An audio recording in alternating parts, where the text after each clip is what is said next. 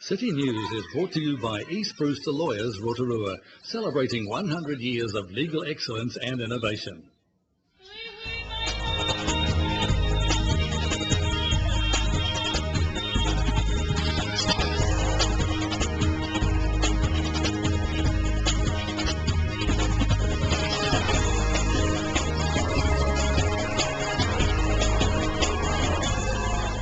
Kia ora Rotorua, ahead in tonight's bulletin. Local police say they're ready to enforce new alcohol laws. Dame Kitty Te Kanawa will include a Rotorua performance as part of her tour next year. And the recent Rafting World Championships has created new opportunity for local rafters.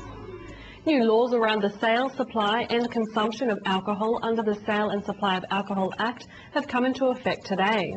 Among the changes are new instant fines, new hours for bars and clubs, and greater responsibility on people supplying alcohol to minors. Local Sergeant Mike Membray says police are ready to enforce the new laws this holiday season. The changes under the Sale and Supply of Alcohol Act 2012 kick in this month. The main changes the public will see around what intoxication is. It comes from alcohol, legal highs, medication, and you cannot be on a licensed premise, so a bar, restaurant, if you're in an intoxicated state.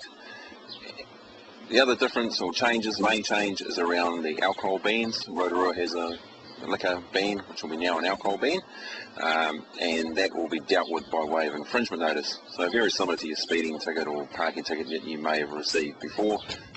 And the new legislation comes into effect from 1 minute past midnight on Thursday the 19th of December. In what could be a last opportunity to see one of the world's greatest opera singers live in concert, Dame Kitty Te Kanawa has chosen Rotorua among a handful of cities to perform on a tour next year. Only 4 other New Zealand cities and 5 in Australia are included on the tour. Dame Kitty Te Kanawa's Rotorua recital will be at the Rotorua Civic Theatre at 8 p.m. on the 6th of May 2014, accompanied by internationally acclaimed pianist Terence Dennis. Dame Kitty said she had performed many times in Rotorua over the years and it had become one of her favourite cities. The Rotorua recital is being staged by well-known local arts enthusiasts and promoters Ian Edward and Graham Hall, who are donating their time to organising the event. Tickets to the concert are on sale from Friday. And locals were treated to the operatics of the Opportunity Company yesterday at their Christmas Gala show.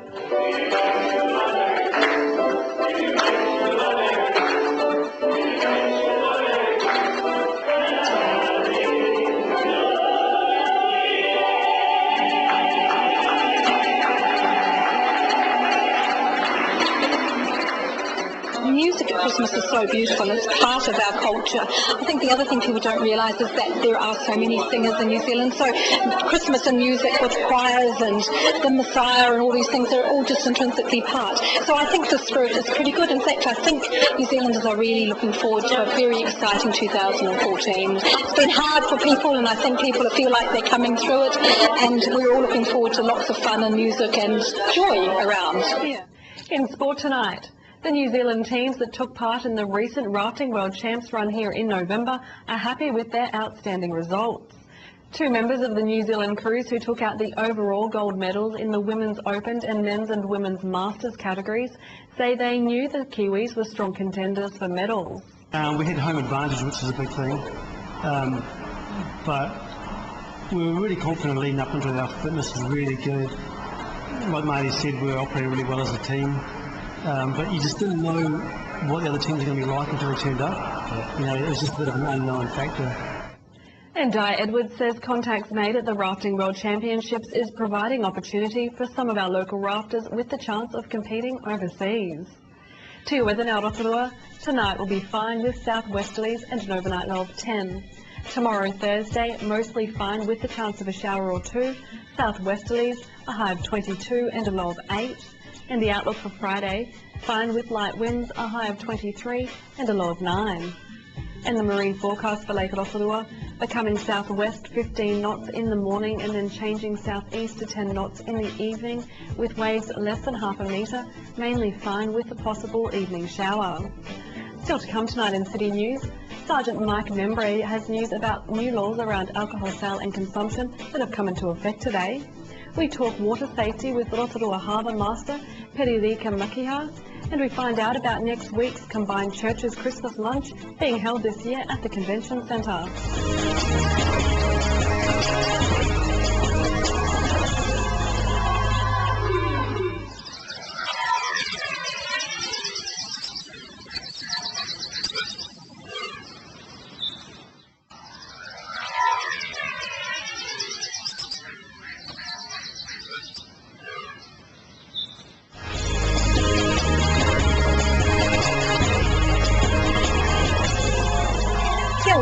Well, the festive season is upon us and lots of parties going to be happening. There's going to be possibly a bit of alcohol out around the community.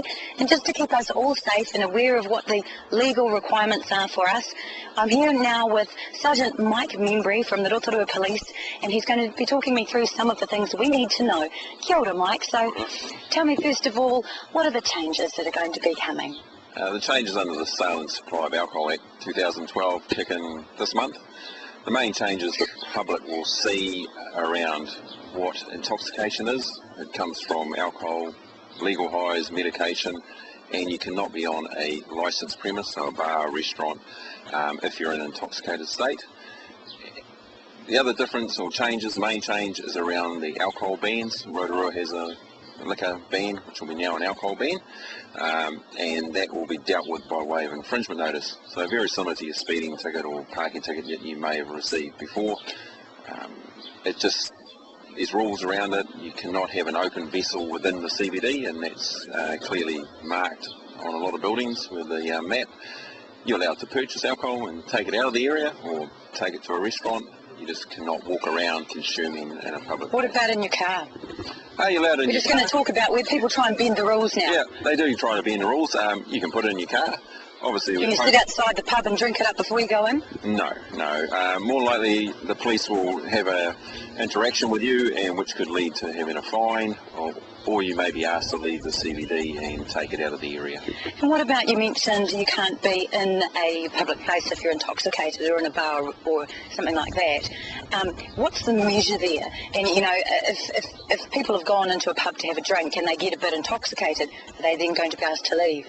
Yeah, there's two different things there. Licensed premises have a set of rules that if you fit within what they class as behaviour, your appearance, your speech or your coordination, and there's a number of indicators there, and they start off with sober, and we all have different things, and then they have basically influenced and then intoxicated. It's like your golf score, you want to be the lowest, not the highest, unfortunately. If you're in the high handicap. No, you want a handicap. If you're high bracket, they'll ask you to leave, and that's their job. And don't take it personally. The fines for you to be there for the premise are between $10,000 and $20,000. Holy moly! You're never going to drink again in your life. No, you don't pay that. The premise pays it. Oh, right. So the fine for the individual's around about $500. So it's a little bit different. It depends what you may get charged with another offence. Still a whole lot less Christmas presents for the kids, isn't it? $500 because the alcohol went a bit too far. Yes, it is, and there are offences where you could end up in court as well and get more penalty. So, you know, the message is enjoy the alcohol as a part of the event, drink in moderation. And we're not saying not to drink. Don't enjoy it too much. Yeah, just don't drink too much. So what about the supermarket? So we're going to see some changes there as well with the supply of liquor? Yes, the supermarkets and grocery stores like your Four Squares and superettes, you'll notice a change over the next few years, and that's purely around the way it's displayed and advertised. So you technically could be able to walk right through the supermarket, hopefully, without seeing alcohol, which is a little bit different to what you've got now. Because it's very easy to get, isn't it? You pop down and pick up a bottle of wine and off you go. So now that we've covered the alcohol, in terms of this season coming up, what are your messages that you'd like Rotorua public to be aware of? This season, I'd look at if you're supplying young people with alcohol, or young people going to parties, or even older people, know what you're taking and how much you're going to drink. And that's a big issue, isn't it? Because it's the older ones supplying the younger ones. And in particular, there's an ad campaign on at the moment with a father dancing around, making a bit of a fool of himself. Is that what you're trying to target? Yes, we are, because pre-mixed drinks have anywhere from 5 to 10% alcohol concentration in it, so that is more, it's up to about 3 standard drinks, which is a lot per can. So you give your child a 6-pack, you do the math on that one, it's quite a lot. You probably wouldn't allow your child to sit there and drink it. Obviously, if you're the legal guardian or parent, you can supply your child if they're under 18. And if not, you have to get the guardian's permission, is that right? Only the guardian can give the permission. So as a parent, I can give my child written consent, so that can be done verbally or text message. From what age? From, well, anyone under 18.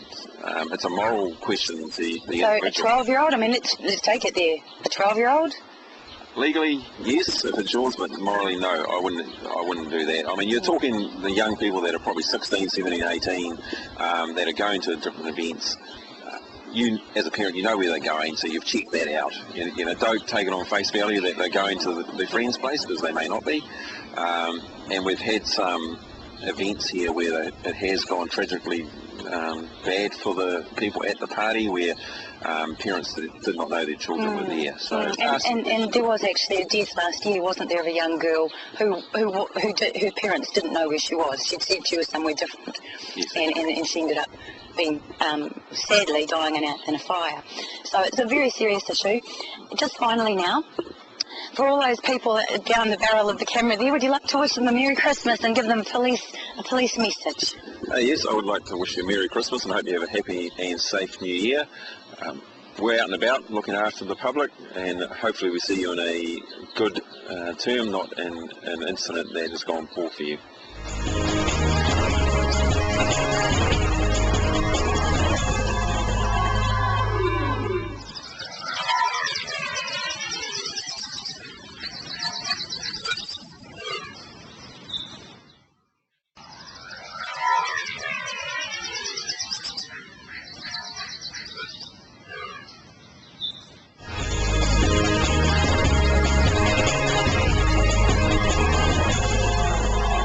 If you're planning on being out in the summer heat and out cooling down on the water, swimming, doing anything that involves getting into the water, then you'll want to keep in mind some safety tips. And this is the man to let us in on them all. Kia ora piriri kamakiha. Kia ora. Tell us about what we all need to know first and foremost getting out into the water this summer. I guess the main thing is we need to be safe out there. Not only if you're just boating, but also recreational swim. So anyone that's out on the water needs to be safe. And there's certain ways of being safe. For instance, if you're on the boat, you have to ensure that you've got the correct number of life jackets on the boat and make sure that they fit each individual person on that boat. That's the main issue, I guess, what we're pushing this year, and mainly because of what's happened in the last couple of weeks in regards to the incident we had on Lake Tarawera. Right, so and that was very unfortunate. A father, I understand, and a young daughter, was it? Father and his daughter, 6-year-old daughter apparently, they'd gone out on the kayak. He wasn't wearing a life jacket at all. She had a life jacket, but it was too large for her. It wasn't the right size for her. And so apparently when they fell off their kayak, she slipped out of the jacket and went to the bottom, and he tried to save her. A problem with that we're noticing is a lot of Asians can't swim, and he was one of them. Yeah. So. Very unfortunate. Very, very. And avoidable. It is. Well, is it actually? Because we would think in New Zealand you don't pop a wee girl into an oversized life jacket, but you're talking about Asians in particular and tourists, and they may be from the middle of China, not been into a lot of water, into the big ocean, things like that. They may not be as water safe. So are we getting the message out to them well enough? Well, I thought we were. There's a lot of advertising out there nowadays about wearing jackets, carrying jackets, and so on. And it's not just Asians. Even our own people, Māori, Samoan, Tonga. We get into that trouble too. I think we're getting a bit complacent. But the message was, we need to keep everyone safe, and especially our children. Had this girl been wearing the right size jacket, had he been wearing a jacket, he'd be still here today, or they'd be still here today. And so, what are the lessons we can learn from this? Well, like I said, you need to be safe on there. So just ensure that you have the correct number of jackets on your boat. Or what sizes do they come in? They come in all sizes. So like clothing, like 10 to like, or small, medium, large? If you're going to go out on the water, if you're going to be in the boat and that, most people, they'll go and get a jacket fitted. So you can go to the local shops, boat shops and that, and they'll happily fit you with the jacket. Sure that you've got the correct jacket. And they come in all sizes, large to real small. Yeah. Okay, so tell us a bit about what you're hoping this season is going to be. Well, obviously nice. Well, obviously nice and safe. Apparently long range forecast it's going to be a long hot summer, and which means a lot of people are out on the lake. My team, my Meriton team is going to be out on that lake ensuring that everyone are safe out there. There are penalties if you're not going to be safe, but you know, our main purpose is to educate rather than prosecute. However, if you're not doing the right thing out there, then you may end up with a prosecution. So how, you speak about educating the public, how can we tap into that? We'll have, also out on the lakes, we have something like 35 lake wardens that are out there all the time and educating the local public, boaties and that. You'll see them on the jetties and so on. They're all got uniform like this. What's their message? Their message is to be safe. Wear your jacket. Is it that, like, you know, does it not get much more simpler than wear your jacket? It doesn't get much more simpler than that. As long as we see you wearing your jacket, right size jacket, as long as we see you keeping within the speed that's posted out there on the notice boards, yeah, you should be safe. Oh well, hopefully a few more people will get the message after they see this. Thank you very much, Peter Rikamaki, for your time.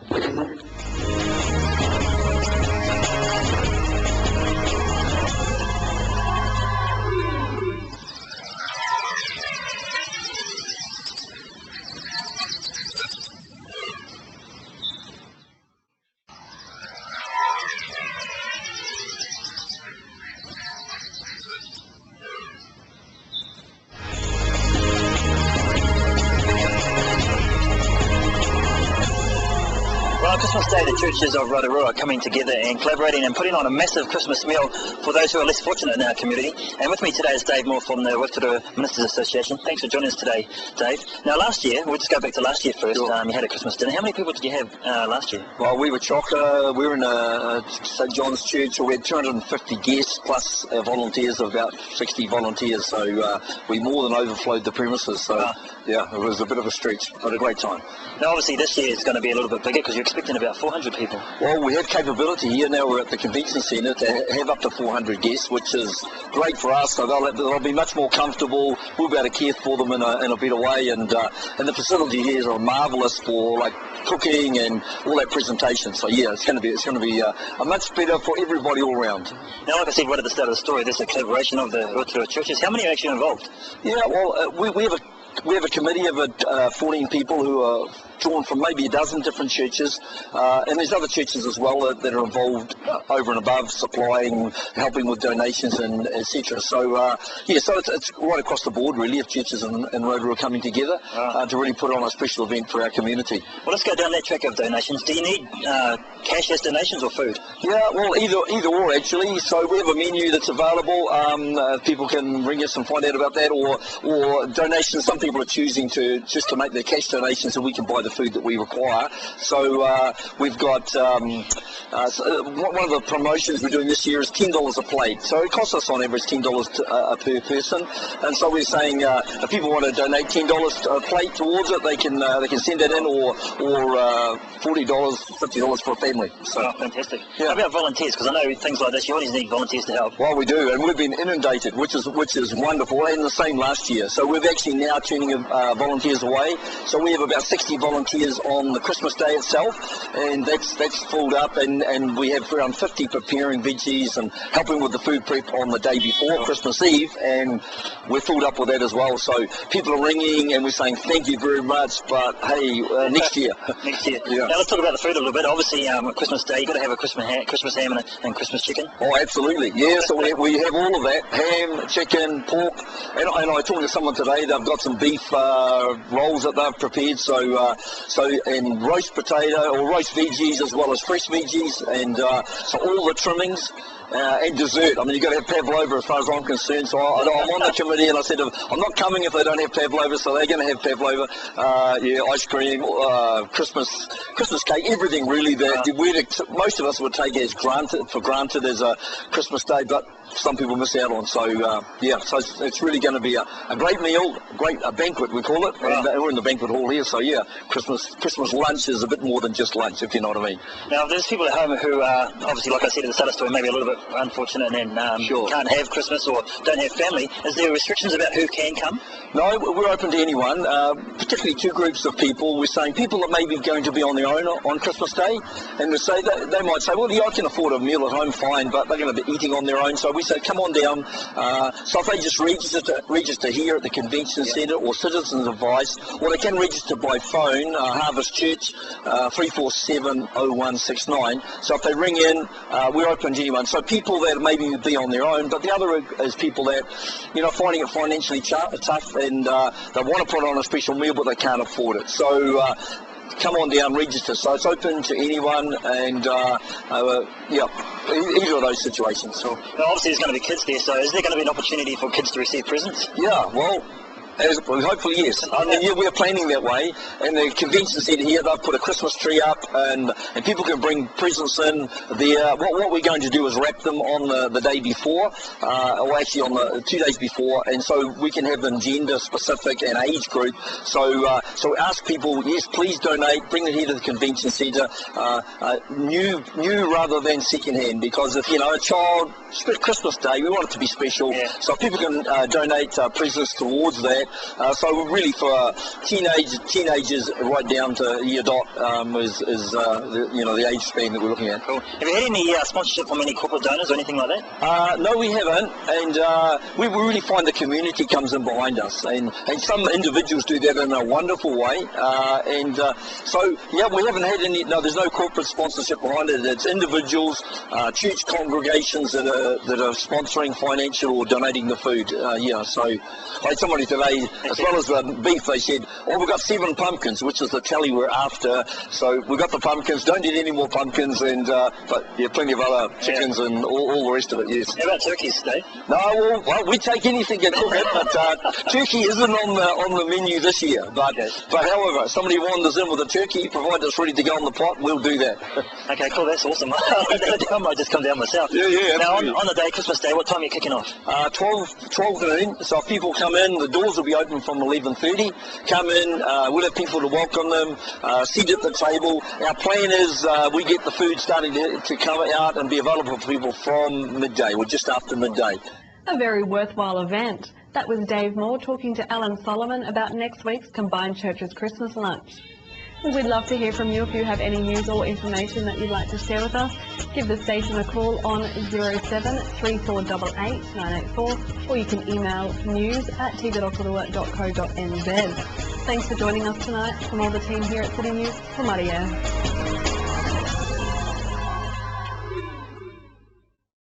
Supporting local content so you can see more of New Zealand on air. City News was brought to you by East Brewster Lawyers, Rotorua, celebrating 100 years of legal excellence and innovation.